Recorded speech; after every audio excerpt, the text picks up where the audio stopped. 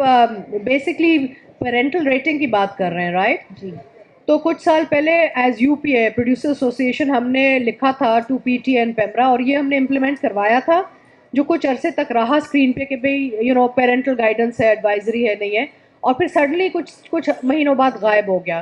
There should definitely be a rating system, because ہمارے ساتھ کیا ہوتا ہے کہ ہمارے جو بچے ہیں وہ نیوز، جب دوپہر کا بھی نیوز چلتا ہے تو وہ وائلنس دیکھ رہے ہوتے ہیں.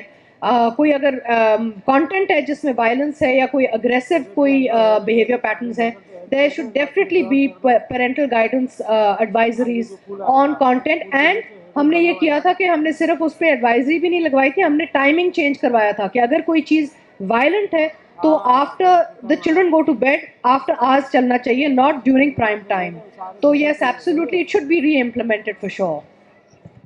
دیکھیں ہوتا یہ ہے کہ مجھے لگتا ہے I am seeing it as a light hearted thing کہ جو مرد حضرات یہ ڈرامے پروڈیوس کر رہے ہوتے ہیں ان کے گھر میں وہ چاہتے ہیں کہ خواتین لڑیں.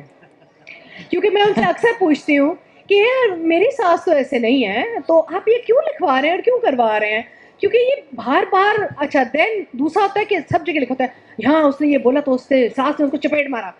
کیوں مار رہی ہے چپیٹ؟ کیا what is the problem here? Why can't they have a dialogue? I have a feeling that the men involved in drama creation have some form of frustration going on in their home front, because we don't know where this content is coming from.